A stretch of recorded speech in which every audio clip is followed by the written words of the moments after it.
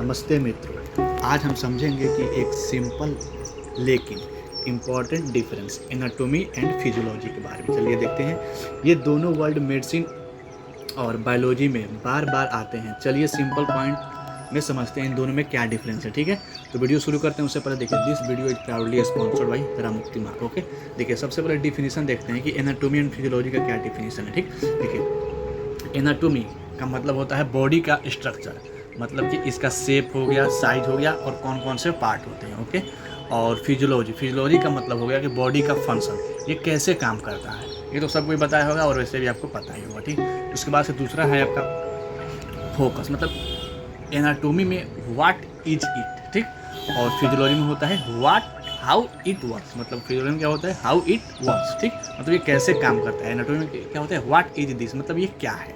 Okay, ये मतलब किस किस पॉइंट पे ये फोकस करते हैं। ठीक, और इसका स्टडी एग्जांपल देख लेते हैं। देखिए इससे एनाटॉमी में हो गया क्या क्या हम लोग स्टडी करते हैं, जैसे कि आपका हार्ट का चैम्बर हो गया, हार्ट का वाल्व हो गया और ब्लड वेसल्स हो गए, और भी जैसे ब्रेन हो गया, हार्ट हो गया, बोन हो गया, ये सब देखते हैं। और फिजियोलॉजी में क्या देखते हैं, जैसे आपका हार्ट ब्लड को पंप कैसे करता है, समझ रहे हैं ना, ये देखते हैं फिजियोलॉजी में। एनाटॉमी क्या देखते हैं, हार्ट का चैम्बर क्या है, वाल्व कौन कौन सा है, और उसके बाद सबका वाल्व ब्लड वेसल्स क्या है। और फिजियोलॉजी में क्या देखते हैं, हार्ट ब्लड को पंप कैसे करता है। ओके, इसके कुछ टूल्स देख लेते हैं, जैसे कि आपका हो गया एनाटॉमी में डिसेक्शन इमेजिंग, जैसे एक्सरे हो गया, एमआरआई हो गया। ठीक, और फिजियोलॉजी में एक्सपेरिमेंट्स लैब टेस्ट की जाती है। ठीक है, जैसे बीपी हो गया, ईसीजी हो गया, ये सब देखा जाता है। ठीक, उसके बाद यहाँ पे देख लेते हैं आप नेचर। ठीक है, देखिए एनाटॉमी जो होता है स्टैटिक स्टडी होता है, मतलब स्ट्रक्चर बदलता नहीं है, वो सेम रहता है। ठीक, और फिजियोलॉजी में क्या होता है डायनेमिक स्टडी करते हैं, मतलब कि ये फंक्शन चेंज करते रहता है। ठीक, मान लीजिए कोई दवा खा लिए तो आपका बॉडी का मतलब मैकेनिज्म कैसे काम कर रहा है, जो आपका केमिकल जो एंजाइम्स होते हैं वो सब कैसे काम करते हैं। ठीक, ओके, समझ गए। तो फिजियोलॉजी हमेशा थोड़ा वो चेंज होते रहता है। ठीक, उसके बाद यहाँ पे सब ब्रांच देख लेते हैं। देखिए एनाटॉमी क्या हो गया, ग्रॉस एनाटॉमी हो गया। ओके, उसके बाद से माइक्रोस्कोपिक हो गया, डेवलपमेंटल हो गया। ठीक, और फिजियोलॉजी में क्या सेलुलर फिजियोलॉजी देखा जाता है। ठीक, ऑर्गन फिजियोलॉजी और सिस्टमिक। ठीक, एनाटॉमी रिलेशन विथ डिजीज, मतलब कि इसका क्या डिजीज के साथ रिलेशन है। ठीक, देखिए एनाटॉमी बताता है कि डिजीज से ऑर्गन कैसा दिख रहा है, मतलब कि मान लो कोई बीमारी हो गया, उस बीमारी में आपका ऑर्गन का क्या स्थिति है, वो क्या दिखाता है एनाटॉमी। और फिजियोलॉजी क्या बताता है, फिजियोलॉजी ये बताता है कि डिजीज से ऑर्गन का फंक्शन कैसे चेंज हो रहा है। मतलब मान लो आपका बुखार हो गया, तो आपको जैसे में शरीर तो एकदम टेम्परेचर बताएगा, तो आपका एनाटॉमी जैसा हो गया। और कैसे आप कर रहे हैं काम, थक जा रहे हैं, ये कर रहे हैं, वो करके शरीर आपका इधर उधर हो गया, ये आपका क्या हो गया फिजियोलॉजी, मतलब सिंपल बता रहे हैं आपको।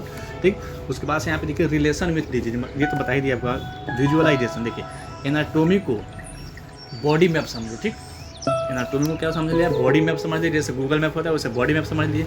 और फिजियोलॉजी को बॉडी परफॉर्मेंस समझ लीजिए, जैसे कैसे आप चलते हैं, क्या करते हैं, ये सब आप गूगल मैप में जैसे होता है ना, वैसे ही सेम टू होता है एनाटॉमी एंड फिजियोलॉजी। ओके, और फाइनल रिलेशन आपको बता देता हूँ। यहाँ पे देखिए दोनों एक दूसरे के बिना अधूरे हैं, जैसे दो जिस्म एक जान होता है ना, वैसे ही देखिए ये जो एनाटॉमी एंड फिजियोलॉजी है, ये दोनों एक दूसरे के बिना अधूरे हैं। स्ट्रक्चर और फंक्शन मिलकर ही पूरा ह्यूमन बॉडी को समझा जाता है, पूरे ह्यूमन बॉडी को ही समझा जा सकता है, इसके अलावा नहीं है। मतलब एनाटॉमी और फिजियोलॉजी दोनों एक साथ ही पढ़ना पड़ता है, तभी आप अच्छे से समझ सकते हैं। ठीक है, तो दोस्तों एनाटॉमी ह्यूमन बॉडी का नक्शा देता है और फिजियोलॉजी हमें बताता है कि वो नक्शा कैसे काम करता है, समझे, जैसे गूगल में बोला था वैसे ही। ओके, दोनों मिल के ही हमें बॉडी को समझने में मदद करते हैं।